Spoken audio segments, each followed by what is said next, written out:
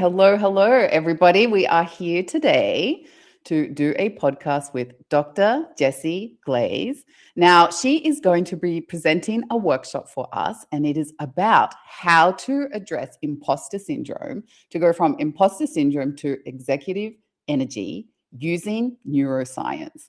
So today she's going to talk about what is the neuroscience behind imposter syndrome, how to look at the symptoms of imposter syndrome, what to expect, why it shows up, how we deal with it in our everyday business, and how she uses her neuroscience approach to help people move out of imposter syndrome energy. And I really love this talk because imposter syndrome, I think, for many women, but also many people who are starting a business, it is probably one of the first things that comes out as you start putting yourself online and you try to take bigger steps and try to take bigger moves. And that's really when imposter syndrome sets in. So I know that there are many women in the group who already have businesses or are starting their business within the next year. So I know that today's little podcast with Dr. Jesse is going to be so insightful for everybody at that stage. So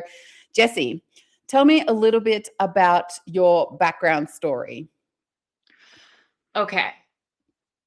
I always think of one of my favorite writers has this book and she talks about depending on where you start the story, it's a story about. So I'm always like, okay, where do I start the story? Because there are so many layers to it. And I know you have a great storytelling workshop that I've been meaning to listen to. So when I finish that, I'll have a much cleaner story. But I have been interested in psychology. I was thinking back since I was like 12, and it was one of my like special interest things. So I started diving into, personality tests and all these different things. I even did an independent study in high school with my psychology teacher. Like I asked for it and made it up and we just agreed to do it. And I did like a little psychological study. And so I went on to study psychology and I ended up focusing on trauma psychology for a couple of reasons. I had a roommate I was very close with whose dad was a veteran with atrocious PTSD, and seeing how it affected each of her and her siblings and how this generational trauma was playing out was really interesting. And then I ended up working with a lot of kids in the foster system just because I was in psychology, and kids in the foster syndrome would trickle down into the hospital that I was at. I was working on an inpatient ward for adolescents who were having psychological crises. And just seeing the various ways that trauma was impacting deeper understanding led me to, that's what I ended up studying, was especially institutional trauma. And ultimately my focus was on resilience and preventing trauma and healing from trauma. And that's what I did all my research on. I worked in psychology for about a year, mostly with adults, and decided I was like, this is too big of a problem. I need like a Jesse-sized problem. And I decided to go back and study. And I wound up in physical therapy school. I actually was initially going for med school. I got in, I withdrew, thankfully, quickly because it was not a good fit.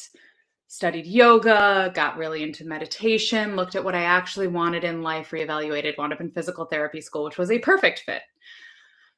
And I was like, great, I'll be able to help people with their pain. And that's very much a Jesse-sized problem. Oh, your shoulder hurts, I can fix that. Versus a lot of the, I was dealing with generational trauma. These weren't things that felt fixable at the time.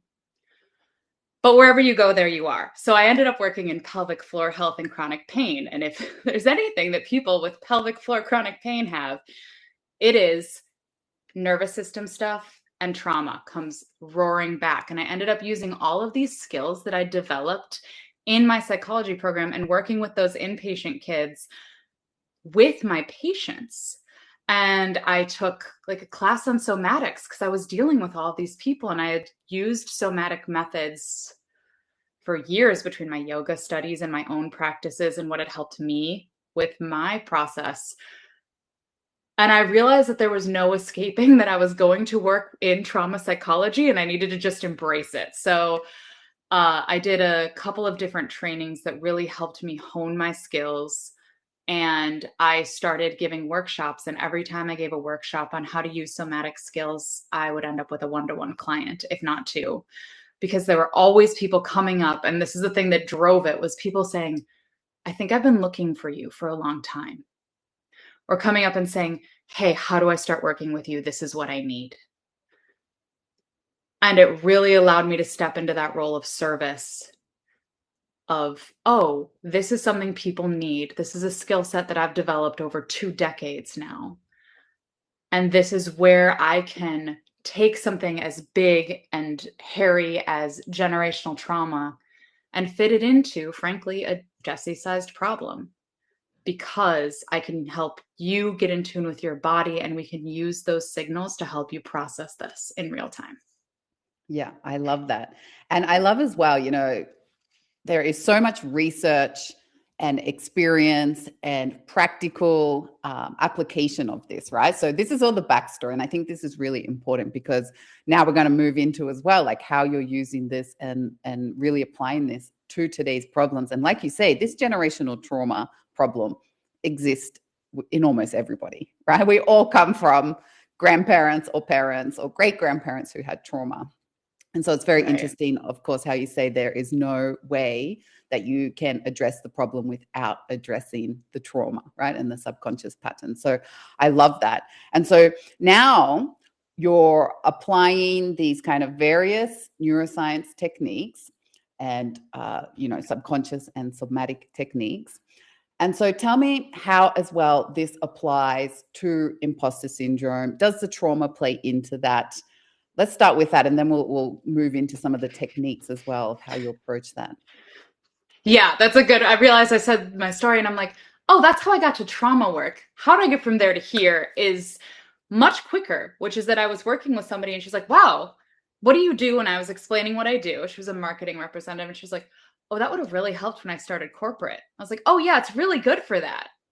And we both kind of paused and looked at each other. And I was like, and then I started having people who would graduate and after graduate, working with me on trauma. And usually they go in one of two directions.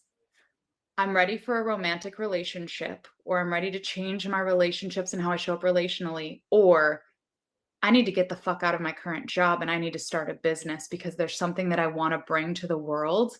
There's some way that I need to step up in leadership and advocacy in something. And so this became something I was doing on the back end of that, of wait a minute, how do I support you as you step into leadership? How do I support not just individual healing? Because that's cool and it's great and it's magical. I don't want to diminish it. But it doesn't mean much if you can't apply it in your relationships, right? If you can't show up, it's great to feel good about yourself and it's great to feel like I'm a whole creature.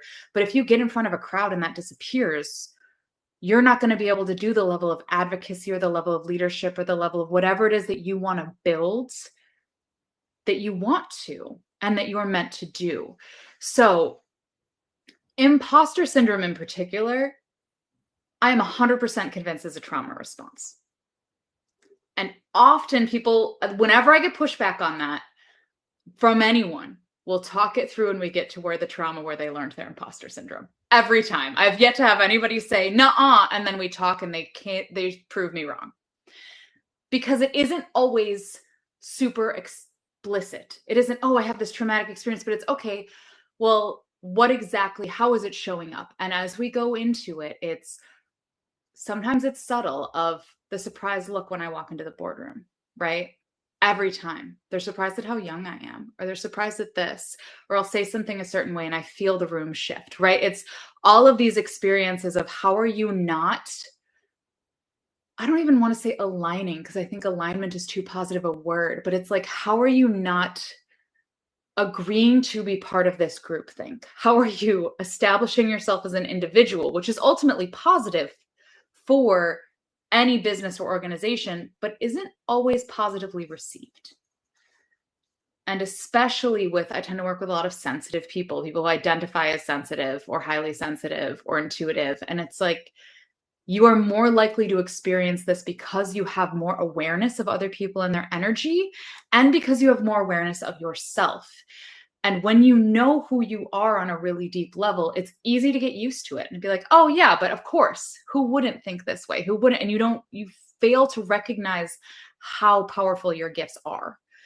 And so that's how it developed into this. And at first, even that marketing person was like, you could just repackage it as imposter syndrome. And my brain will not let me do that. So I created an entirely separate program that is an entirely different experience to dive into where is this coming from specifically and how to target it specifically. So that's where this entire workshop came out. And I love that too, actually, because this is the next step. Right now, I think we have a lot of people who have arrived, they've done all the therapy, they've done the coaching, they've done so many things, but then they get to that point of application and they're still repeating the same patterns and the same behaviors and the same internal messages. And I often call this interrupted intuition. It's like how you say, right? Like they walk into the boardroom and they're starting to get all of these messages, which one could be because they are real, right? That people are really thinking about that. They're super sensitive. They're picking up on the room. And the other one can also be it's an interrupted message. They're perceiving that everybody is thinking this person's not good enough. They're too young to be qualified. Are their solutions even going to be worthwhile, right? So there's always this two-factor as well, right? So tell me a little bit about what are the symptoms? How can you identify when imposter syndrome is at play? So my definition of imposter syndrome is a lack of confidence that doesn't match your skill set or qualifications. So the biggest one is if you're brand new and you're doing something for the first time, that anxiety probably isn't imposter syndrome. It's probably, oh, I'm new to this, right? This is the skill of growing.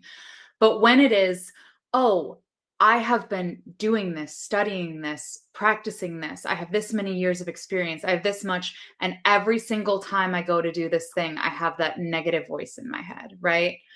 Where it shows up in these places often, inner criticism is a huge one. That little chattering voice of, oh my God, what are you doing? Oh my God, what's wrong with you? Oh my God, why are you? And there's different ones, right? Severe anxiety with public speaking tends to be another one that because it's you are assuming a negative response from a crowd, right?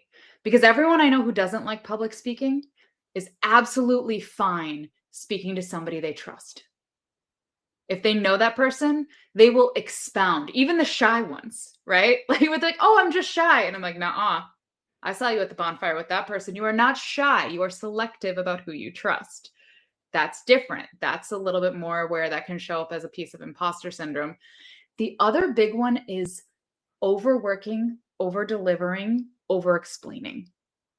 And I see this with women especially. It can happen to anybody, but really with women, I need to make sure I have all my credentials listed. I need to explain to you not only what I'm offering, but why I'm offering it. And if I give a price, I need you to know why it's that price and what you're getting for that price. And really, really overselling, over-explaining, over-delivering, undercharging. These are all things that I see as trying to prove yourself because you are hearing that negative voice and assuming. And the same one, to me, this is in the same vein, is working way too many hours. Especially if you're running your own business, but also frankly in corporate where it's like, no, I have to do this and this and this and this and this to deliver. And I have to show up early and stay late and all of these different things. And that can look good in a corporate environment at a certain level. But once you're at a leadership level, if you are continuing to take on that much, it's because you're uncomfortable stepping up enough to lead and delegate, to recognize who should be doing this work. Or it's so important to prove your value when you've already been, if you're in a leadership position, you've been promoted, your value has been proven, right? But you want to continue to prove value in a way that you aren't actually doing your job, you're doing your job and also all these other little things. And when it's your own business, it's this fear of, well, if I'm not working, if I'm not doing the things, I need to do more to get more results. And that really isn't, unfortunately, how business works. That would be convenient if it were. But the hardest workers aren't necessarily the most successful. Yeah. Yeah. It's, yeah, like especially in creative industries, especially with copywriting, especially with a lot of the things that entrepreneurs have to do. So much of the key to really good work is giving yourself the integration and rest time to do the thing well instead of to spend all this time trying to do the thing. Yeah. Yes, I love this, right? So now we've even seen how imposter syndrome blocks effective work. It Hmm. blocks proper management, delegation, self-care, but in the way of not overworking to the point that you're just constantly in burnout, constantly overgiving. And yeah, I'm really, Yeah. it's interesting because this is a lot of things that I deal with as well, but from a different modality, right? So I'm so Yeah. curious now. Tell me how you relate this back to trauma, how you see certain trauma patterns creating this imposter syndrome or these internal narratives. So inner critics don't come out of nowhere. They just don't. You learn that voice. And sometimes you hear it from society over and over and over again, and you can trace it back to media. But often, especially with the people I work with, and granted, like I get people who know they have a trauma history, right? So I'm going to have a biased sample here. But you can trace it back to, where'd you first hear that? Who first told you that? Who first made you feel that way, right? Where did that feeling first show up, or where did that statement first come through? God, you talk a lot, right? And often it's like this offhand comment somebody made. And I had a client that I remember I was talking to her about, she had something pretty bad happen. I'm not going to trauma dump her. I don't tell what my client stories are, right? But one of the things I had to explain to her is I was like, what the bad thing that happened isn't your trauma, though. Your trauma is the shh, don't talk about it. Shh. No one wants to hear that. Shh. You got to pretend you're okay. Shh. And I see that in so many women, and imposter syndrome shows up that way because it's shh, don't be too loud. Shh, don't talk about that. Shh, you're making people uncomfortable. Right? And there's so much of the people, well, I don't want to be too much for anybody. And I hear that one all the time. That's a trauma response. Somebody looked at you, realized they couldn't handle it or didn't want to, and decided to make you feel like you were too big instead of that they couldn't handle it, right? Somebody made that your problem. And so with women, a lot of the time, it is a societal trauma thing of learning, oh, this, and this are how you behave in order to be lovable. And when you step outside of that, people don't like it. And if people don't like it, you're going to get this, you're going to get bullied, you're going to get right. And we can trace all these things back when I work one-to-one with people around, oh, the middle school bully. Oh, the crappy boyfriend that everyone seemed to pick up in high school. I don't know where we found these guys, but they were everywhere. Like whatever it was, right? That it was like, this is the thing where you learned, sometimes it's a parent unfortunately, or a sibling, whatever, but you learned that you're supposed to be a certain way and you're supposed to fit into a certain box, and if you don't do those things, you're doing something wrong. And especially when you learn it early, your body reacts. So then when you go to do the thing, it's not just the voice, it's also coming with the tightness in the chest, with the shortness of breath, the reddening of your face. Suddenly you're wanting to curl into a ball. And that's where we start to work with the somatic piece of, where did this feeling come from? Where did this take root? Because once we know where it's rooted, we can start to not just examine it, but actually process through it somatically, because both are important. Yeah. Yeah, I love this. And I think this, like you say, there's this societal element. And this is why I think we could probably, I don't have the statistics, but I'm sure we could probably say that women probably suffer from imposter syndrome more than men, just because of the Mm-hmm. way we were raised in Yeah. society, right? We were raised to be quiet and agreeable, not to be bold and confident, not to speak up in the boardroom, right? So there's always that Mm-hmm. element. And there's this other element as well, right? Like if you were raised to always, I guess we can blanket statement that you did something wrong. And in a way, the imposter energy is always assuming they're doing something wrong or not good enough, right? That's kind of, and like you say, there's so many internal narratives that you could pinpoint it down to exactly where did that particular narrative come from. And I love how somatic work does that, right? It's like, let's start looking at the individual narratives, follow back the pattern, see who said it first, release that internal criticism.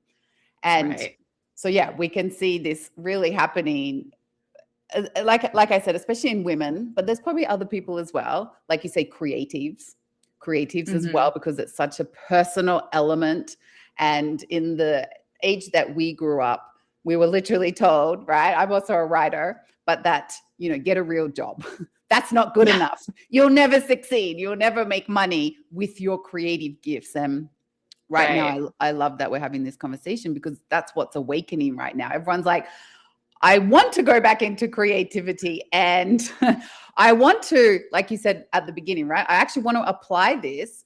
Now I've done the healing. I want to apply this in some way. I want to step out in a big way. I want to chase a dream. I want to achieve a big goal.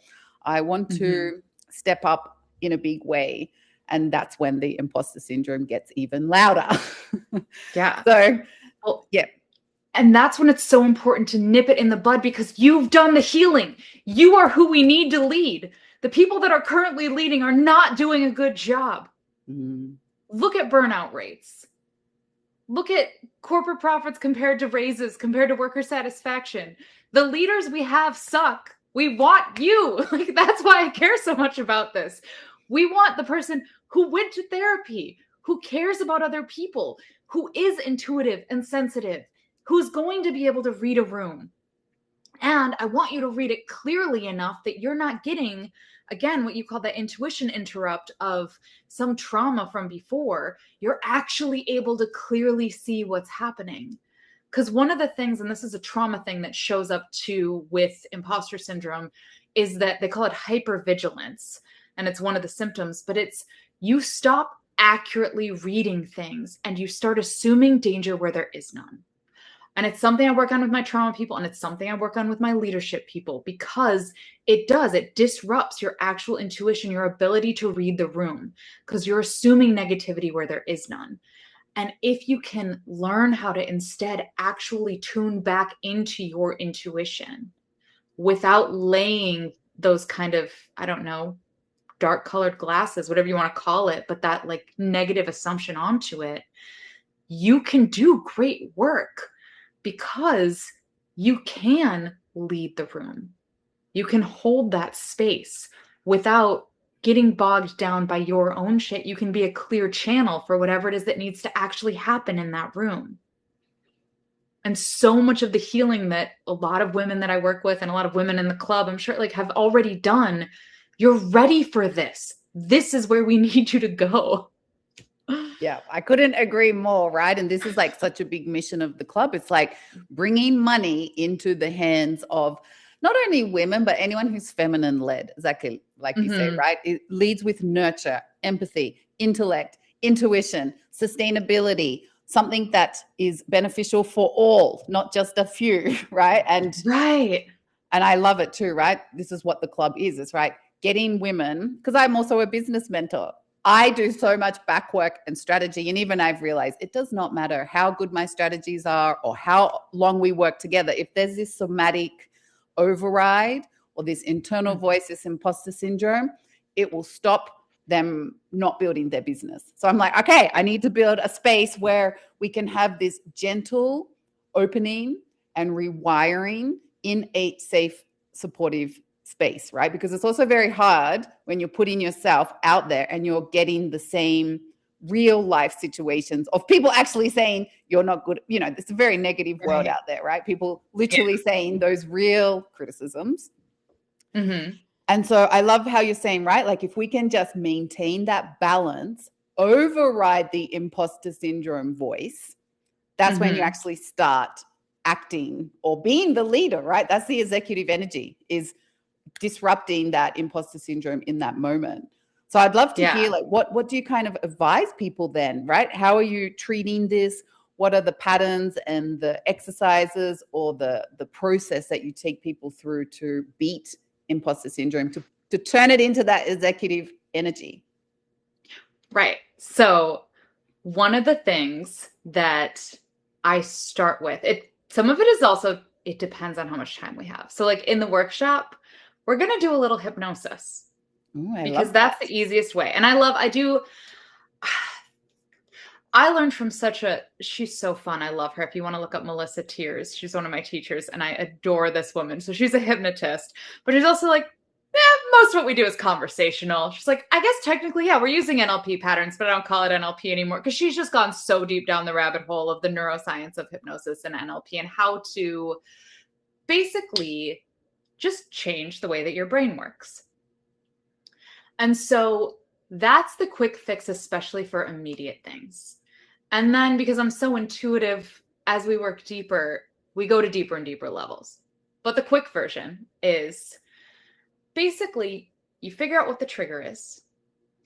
What's the thing that makes you feel this? What's the moment that you're like, oh God? Is it a facial expression? Is it a response? Is it a certain person? What is it?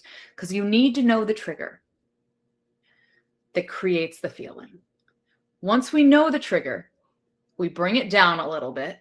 And there's a few different easy somatic tools for doing that. You can toss things back and forth. I've started training people. I used to have them tap back and forth.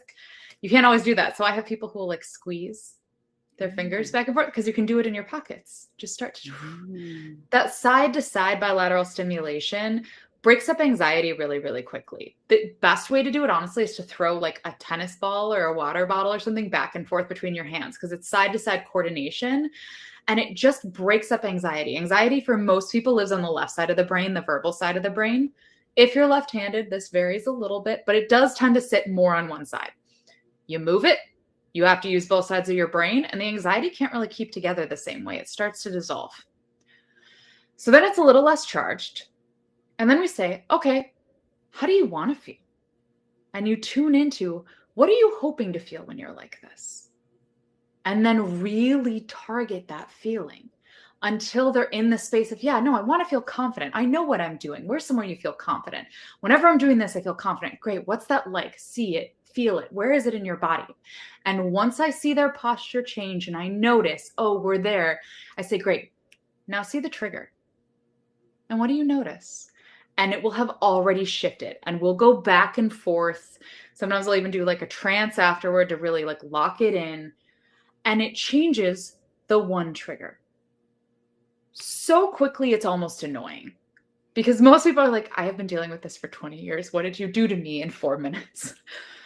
And I joke about it. I'm like, if you want to change the way you feel so quickly, you're going to be annoyed.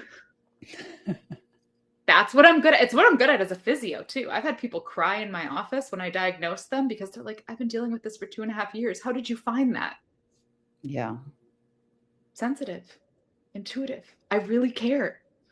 I'm overly passionate. I'm a little bit obsessive. I will find the thing. I love it. Yeah, go ahead. Yeah, no, also because this is what I love about feminine-led approaches, right? You've got the science, you've got the research, you've got the masculine structure and systems and techniques and tools, but it's the feminine side that diagnoses or is like, I see it. Mm-hmm. And then you bring in the masculine structure. So I just wanted to say that because so many people now, this is what I believe is the future of business and the future of where we're moving towards. So I liked that you mentioned that. And the other thing I thought that was really important that I want to address as well is how you say this fixes one trigger. Because I feel like as well, sometimes the narrative around hypnosis and NLP or all of this somatic work is that you are going to be healed in one session. But what you just said there was the exact truth. It's maybe you heal one trigger in a session and you might have 100 triggers. And that is where the somatic side and the way that I deal with inner criticism comes up, which is a little bit different. And I like to do this one more so one-on-one because I'm reading you so hard when I do it. It's not a great group activity. But a lot of it is I have you actually narrate your inner critic to me. You be the inner critic. I'm going to be you. and I goad them a little. We talk through what it is beforehand, because this is an intense one. And this is why I do it in one-to-one sessions, usually not day one. This is something where we go. But it's okay. Well, it says that I'm worthless and I'm, whatever. And I'm okay. No, like it's me. What does it actually say? You're worthless. You're whatever. You're right. Like that. And we keep going and they'll say, is that the tone it uses? And I'll watch, and the facial expression, they will become this thing. The facial expression shows up, the tone of voice changes, and I write down what they're saying. And sometimes I have to pause and I'm like, okay, I'm like, wow. So, because sometimes it's inner criticism and sometimes it is flat out abuse. And I'll name it. I'll be like, that is an incredibly abusive thing you're carrying. Like, no wonder you're tired, right? No wonder you're overwhelmed. And then we tune back into the body. And this is where, having taught some somatic skills of body awareness, what are you feeling right now in your body? What are you feeling in your chest? What are you feeling in whatever? Really, really tune in. And when they're ready, with their permission, I'll say, so what I want to do next is I want to say this back to you. And you tune into your body. And as soon as you feel something, I want you to acknowledge. And half of people right there will say, I feel it right here. They know immediately before you even say it. And then we'll start moving. What does it feel like? It's tightening, it's squeezing, it's building. And this is where I'll have them show me with their hands. That's a really great way to take something somatic out of your body so that you're not, because just feeling it can feel awful, right? If it's like, yeah, it feels like my chest is squeezing and I can't breathe. Great, lean into that. But like, what is that? So it's like, okay, show me with your hands. And it pulls it out of their chest a little bit. So then they're able to show me and build it and create it and move with it. Would it get bigger? And then it'll start to be this huge motion. And when they're really in it, then it's, so this part of you, as you're in this, if I say you're worthless, what does this part of you think? And I will get the coolest fucking responses. Like, it is unreal how powerful this process is. Because I'll get people like, I had somebody, I'll give an example. I don't like to share my client stories. This is one of mine. I was struggling with something and I had a colleague guide me through this process.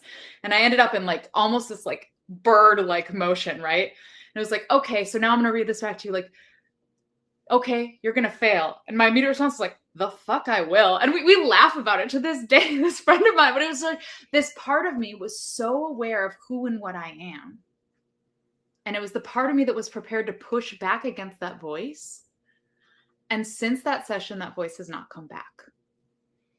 And that is what I think is the deeper layer of, it doesn't fix everything. You're always going to have new things. But it hits that deeper layer of, what does this voice have to say about who you are, about what you are? So it goes a lot deeper than fixing a specific trigger. Yep. I love that. Yeah. So there's, as well, I imagine there are some deeper criticisms or narratives that also unlock multiple behaviors as well. So I guess each time, each session, you're getting to whichever is the strongest criticism or the strongest core thing to unlock. And it's true, even unlocking one thing can change the entire trajectory of where you're going, right? It's like you say, right, the big difference between, oh, I'm going to fail and hell no, I'm going to succeed. The actions that you take after that are just like, so it's night and day. Night and day. Yeah. Right? So it really like helps move out of that imposter syndrome into the executive energy through the somatic and then the strategy, right? It changes the strategy.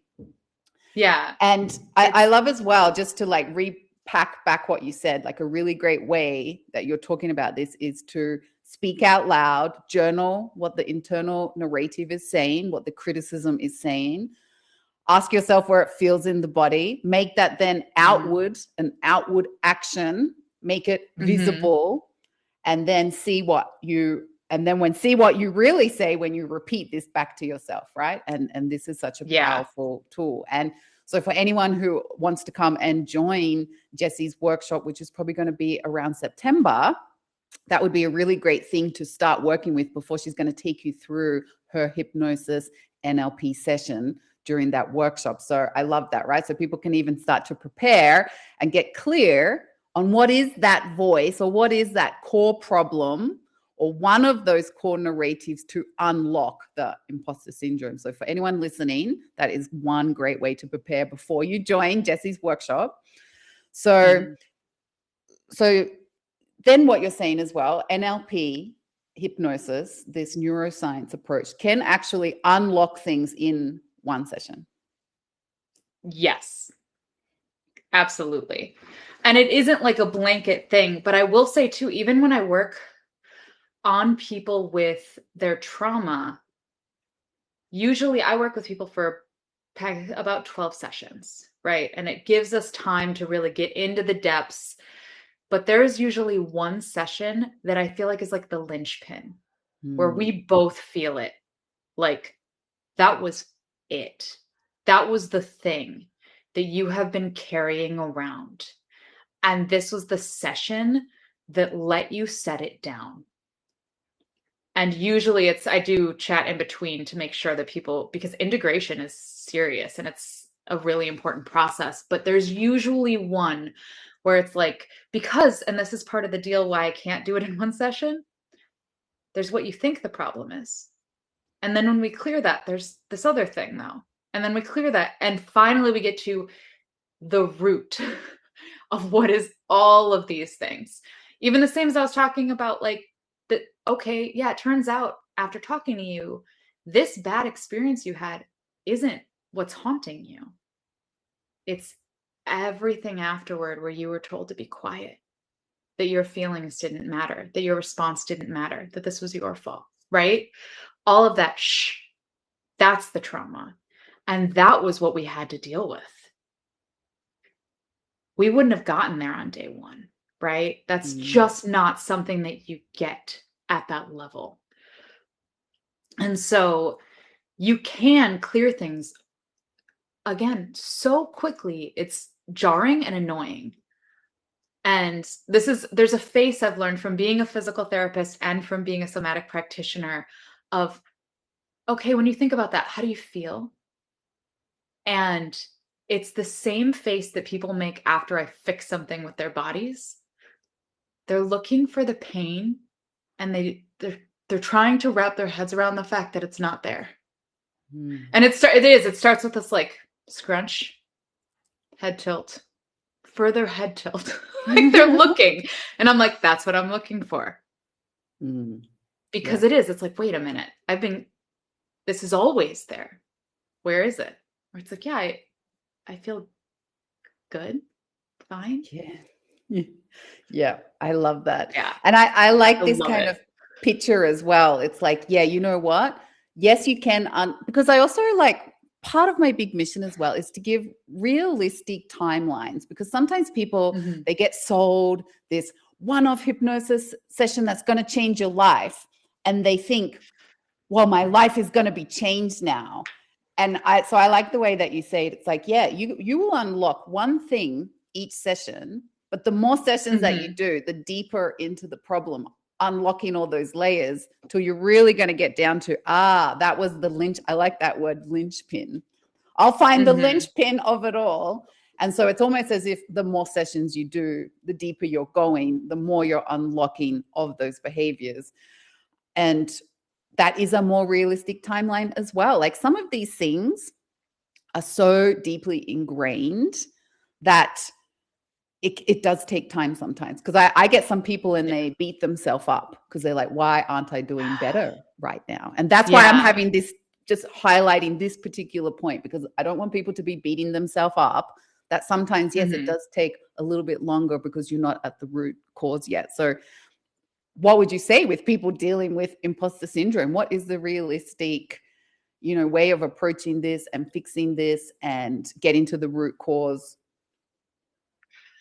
So I do think tapping into both, like, what are you actually afraid of?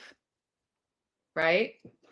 Like, what is the thing that makes this scary? Why is this scary? Because usually with imposter syndrome, there's a fear, right? And most of the time when I work with people, it's not the fear of failing.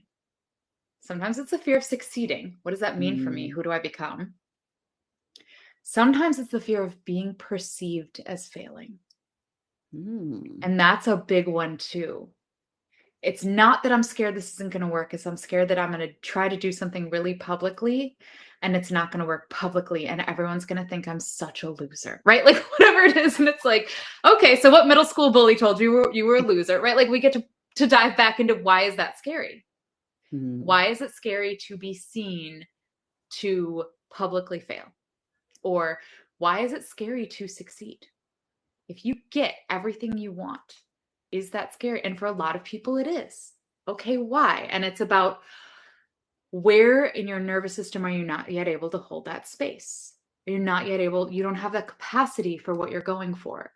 And then it's okay, great. So, what's the next smallest step to get there? What do you actually have capacity for that leads you on the path? And sometimes it really is, if you succeed at this, is that actually what you want? Because sometimes it's, oh, well, I'm doing what I'm supposed to do. I'm doing where I want to go. Do you? If you pause and actually follow the thread of like, what are you truly excited, passionate, lit up about? Like you've seen me on this podcast. There are moments I'm like almost manic looking, right? Like I'm so excited about what I do. But it was like, oh, this is the wishy-washiest thing. I shouldn't chase this. This is so like somatic practitioner. Like that's an unregulated term. I have like a license and a degree and all these things. And I anybody who teaches yoga can do what I do. It's fine, right? They can't necessarily do what I do, but they can have the same title as me. And so there was a big thing around that of this isn't what I should chase. This isn't what I should want. And I had to work through the fact that like, it doesn't actually matter what I should want. What do I truly care about? What am I willing to work at until it works? What is got me lit up? Because if the work that you're doing isn't lighting you up, you're going to sabotage it. Hmm. Ooh, so juicy. Right? Like if you don't actually want the future you're working toward, you're going to sabotage it. If it's too scary because you're not ready for X, Y, or Z, you're going to sabotage it. That's what so much of somatics and all these things and like shadow work and all these things looking into the under the surface is for, is looking at what am I actually wanting? Because I love the internal family systems approach of understanding that you are more than one thing, right? That, you know, you've got the inner child and the inner teenager and all these different aspects of yourself. And so there are going to be parts of you that are like, yeah, definitely, we want all that. And then parts of you that are like, okay, but if we get that, what do we lose? If we get that, what do we have to give up? And it's, my husband talks about like, do you want the dream or do you want the dream? Right? Like, do you want to dream about it and be like, oh, I could have been a star? Or do you actually want the thing that you're working toward? And it's amazing how many people want the dream, but they don't want to make it reality. And that's where we get to look at, why not? Is it because this isn't for you, or is it because this is scary? Why is this scary? I love that. I don't think I've ever thought of imposter syndrome in that way, that one, it can be a protection mechanism, right? It's like, yeah, I love that, right? It's not just only, oh, I want to succeed at this, I'm not good enough. The other side is like, yeah, I'm too scared to, it's the wrong dream, or I want to stay in dream mode. I'm too scared to even attempt it, right? But I love as well that this thing of like, yeah, and this again goes back to how unlocking different layers can lead to so many different answers. Because if all of a sudden you're like, well, if we remove the imposter syndrome and you reimagine that the thing that you keep saying that you're wanting, you're going to be so successful at, and all of a sudden that is like, well, if I can do whatever I want, then that is not what I want. I want something completely different. So then you're like, well, there we go. That's another session. That's another thing. Each time you unlock something, you're getting a different answer. You're getting a different trajectory. You're taking different steps. And we were talking about human design and, you know, something with manifesting generators and reflectors. And maybe if you're line 3, line 6, is that not the path is not necessarily linear either. Healing is not linear. Our paths and decisions are not linear. And so we have to accept this as well, right? Each time you unlocking something, it might take you over here, and then you're over here, and then you're up here, and then you're down here. And that's correct, right? That's how the healing process goes. And so I love even how you're saying that, yeah, unlocking imposter syndrome might even just take you out of a completely different dream on a completely different path. Yeah, there is almost like I should have a disclaimer. I had one gal that went through like a 3-month, executive coaching program with me. And by the end, she had left her abusive corporate job and started her own business doing basically more feminine aligned coaching that she was already doing. But she changed the narrative, she changed how she was doing it, and she started being way more open about, this is what I'm doing. This is how I'm doing it. I am done doing the, bait and switch of sell them what they want, give them what they need. She's just like, no, this is what you need. Do you want to come get it? Because this is driving me crazy. And she had to do this whole thing because she unlocked and realized, oh, I can't live like this anymore. Mm. She's not mad. She's very grateful for the time we spent together, but there's a moment where I was like, we just really changed your life, like in a big enough way that I feel like I should have had a disclaimer here. It's just, there is that too. And that is part of the fear, I think, is, okay, if I actually go after what I really want, I don't get to sit in this version of myself or my life anymore. Yeah. That's scary. That's right? so scary. Yeah, like I might have to leave behind certain things. I might have to let go of certain relationships or situations or workplaces or ideas about who I am. It is scary. Yeah. Yeah. I love that. And it's so true, right? Like I started doing a disclaimer as well for my business mentorship. And yeah, sure, I have 15 years experience in marketing and building online businesses, but then I started adding the holistic element, right? And we use human design, but also I see people deeply. I'm a pattern recognition. And people would be like, well, what's your ROI? And am I going to launch this business in this amount of time? And I'm like, my disclaimer is that we'll see, because what happens is that people come to me with their dream business plan and this huge idea that they have sat on for years, maybe 10 years. And as soon as we start talking about, the same thing happens as what you're saying, although I don't do it from that somatic approach, but it's the same thing. They start talking about it and they're like, that is not what I want at all. That is not what I'm good at. It's not my niche. It's these shoulds. It's these, what's going to make the most money, the fears, all of this. Once we remove all of that, they're like, oh, I'm building a whole new business, right? And then they have to start from scratch. So it's like, well, yeah, we're not going to get to your 6 figures in 3 to 6 months because now you're starting a new business, right? So I love that, right? Like what removing imposter syndrome does for your life. Like, so what are some kind of, it's like you say, right? Now we're looking at, it changes your relationships. You might leave relationships, you might leave spaces, you might leave careers, you might leave toxic workplace environments. So then you're not even talking about, now we're talking about imposter syndrome being this kind of tower moment for every possible thing in your life. And to throw out the, shot of hope too, I've also had people who, after clearing stuff, start relationships, start businesses, get offers for better jobs because their energy shifts and what they're asking for shifts, right? Because we do all, whether you like it or not, we pick up on energy. We read people all the time. It's one of the most important evolutionary skills humans have, even those that don't feel like they're sensitive. So people read what you think you deserve, whether they're doing it consciously or not. And when that changes, the offer you get changes. The type of person who comes into your life changes. The types of opportunities that come into your life change. Yeah, this is so true. And, I can even think back to times, and again, like you said, either it's just being very sensitive and reading the room, or it's an internal dialogue from societal. But for example, asking for wages or salaries. I always remember asking for salary, like, okay, this is what I want. And instantly, like I said, whether I was sensing that they were doubting me or whether I was doubting myself, I would discount myself before Mm. they've even said yes or no. And I was like, oh my gosh, right? Like just this energy. And that was the thing that I was like, is it the chicken or the egg? Am I already Mm. showing this energy of like, well, this is my price, but we can change it if you want, that they're already hesitating. They're already like, we can get her down, right? Like which Yeah. one's coming first, right? And so when we remove these imposter syndromes, you're right. We hold ourselves differently, we ask differently.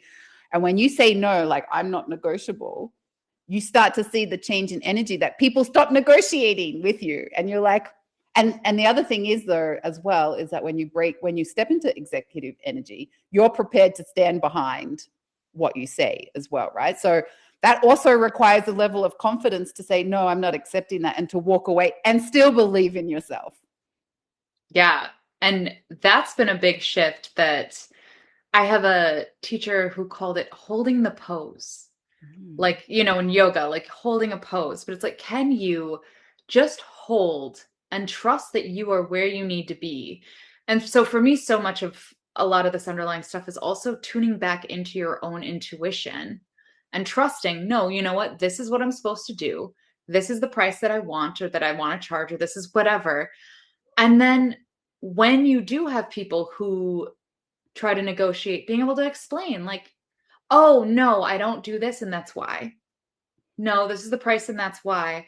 And even like I've had to get comfortable saying, like, because I work with trauma survivors. I don't use fear-based or scarcity-based selling. That is not ethical with trauma survivors. I don't think it's ethical with anybody, but I never do. I don't like it. So I will actively tell you, if now isn't the right time, that is fine. It is not worth hiring a coach to help you with your trauma while creating financial anxiety in your life. So if this isn't the time, that's cool. I trust that if and when it is time, like I'm still here.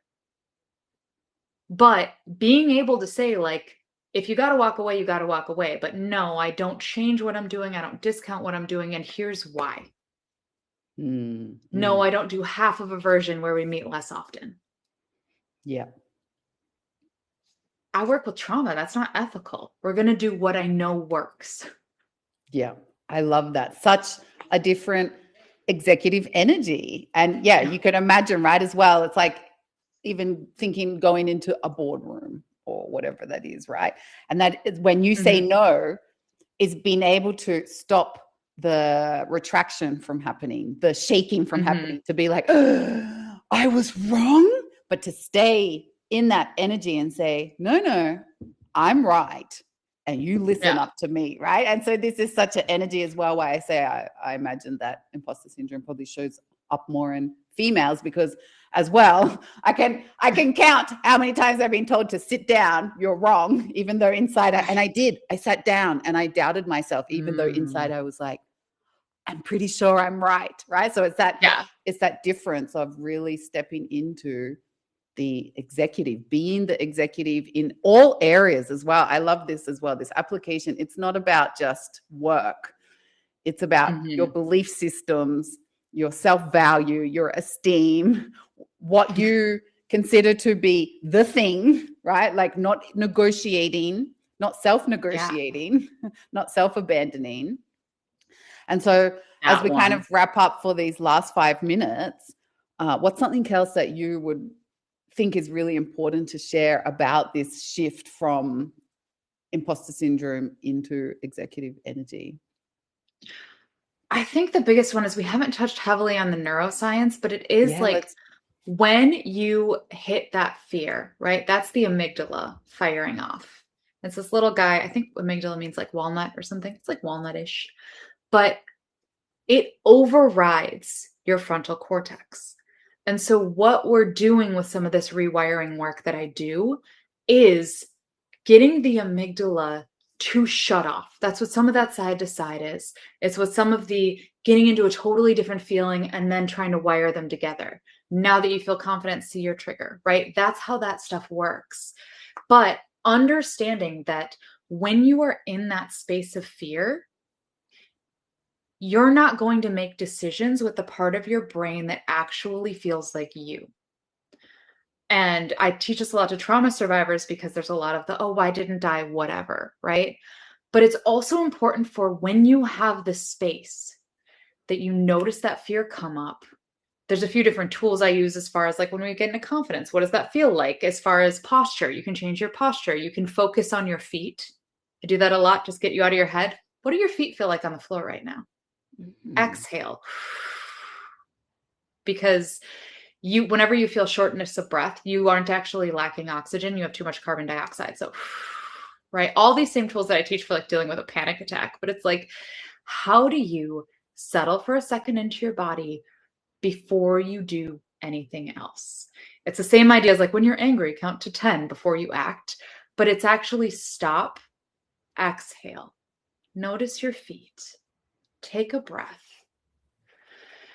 and let some of that fear dissipate before you make a decision. So when somebody comes, and it gets easier with time. So when somebody comes back and says, oh, we can't afford that, would you be willing to go here? Pause. Think about it. This also, frankly, gives you some power because you don't answer right away and it puts them on the back foot, but that's not why we're doing it. It's pause, let your air out, feel your feet on the floor, tune back into your body in a way that doesn't feel like your chest is squeezing. That in and of itself can help you with so many situations, whether it's relationships, work, almost any other area, so that you're not making this, oh gosh, I got to fix it, I got to change it, I got to whatever it, fear-based decision. Because if you can step out of it, that's one of the biggest things for executive energy, right? Is like, there's a little more to it, but one of the biggest ones is not making decisions from a place of fear. Yeah. Because the amygdala is also our fight and flight, the survival mode. And so it goes into, when you're triggering the fears, when the fears are triggered by trauma, or you're having this somatic overwhelm, or you're having, say, a childhood response to much reduced, a lesser situation, but you're having this massive response, your body is going into fight, flight, freeze, fawn, triggered by the amygdala. So yes, right. We do not make good decisions when we're in that state. In fact, we do not make, you react rather than respond. Yes, exactly. And it's like, you don't need to be deeply healed to pause and let yourself fall out of that response before you decide what to do. Yeah. That's the thing. That's one of the quickest tips I can give you, is just to leave you with a little nugget before September. Yeah. That's if a you great pause advice. And tune in, you can get back to where you can actually make a decision and respond, like you said, instead of react. Yeah. And that is where we can then listen to the intuition, or what our body is telling us versus what the fear response is doing. And absolutely, we're humans. We have learned to mask and hide a lot of this, but I have animals, and animals are just fascinating to watch how outwardly they show what they're feeling. And you'll see an animal go into fear, like a cat, and instantly just them freezing, that they can't even move. They can't do a single thing. They are so scared. They're so paralyzed by fear that it stops them from having any rational response. So, even like the deer in the headlights, right? The deer gets so scared that it can lead itself to be hit by a car, right? Zero rational, logical decision-making process, right? What's best for me right now? It has zero ability. We have zero ability to make any good decision when we're in that mode. So I like that, even just that quick shift, going down to the feet and getting out of that fear mode, that amygdala response. Even can just, that small tip every single time that you feel triggered will even just help you stop making bad decisions in that moment, or stop making those decisions from the imposter instead of the executive making the decisions. Right. And so I like that. So that will be a good little tip. We've got some really great little tips here that you've shared with us today of how to get out of imposter syndrome. And it's like you say, it's actually, the topic is so much more varied. It's much deeper. it's much more complex. And then when we add trauma as well, we can start to see how it's not so simple as just being like, okay, stop having imposter syndrome. Yeah. I was going to say, I do a 12-week program that's a back end. I don't always do back to back. I like for people to take some like integration time, but program to a 12-week trauma healing program in order to really feel like, oh yeah, I don't have that anymore. Yeah. Yeah, exactly. And it's got some sticky, deep roots. And there's a lot of different layers and directions and ways that it shows up. I love this. Yeah. Well, I think that was such a good introduction into how tricky and, like you say, all those sticky little areas behind imposter syndrome. I definitely can't wait to do the workshop in September. And Jesse's going to go through the framework, the neuroscience, and then she's going to run through a hypnosis NLP session. Because in the club, as we know, our workshops really are focused around an interactive element, right? So she's also given some great exercises to help you start opening this topic of what might be creating your imposter energy, right? Instead of the executive energy. So you can even come to the session. I think that's really great advice as well. Come to the session knowing at least what some of those narratives are and where some of those narratives came from. And then you're really going to maximize the work that you're going to get to do with Jesse during that session. So thank you, Jesse, for talking with us today. That was fascinating. And I can't wait to talk more about this in your workshop. So I will also drop the links to Jesse's profile and any lead generation that she has so you can get to know her better. And we invite you and look forward to everybody joining the workshop in September. So thank you, Jesse. We will see you so another much. time. See you later. Okay. Bye.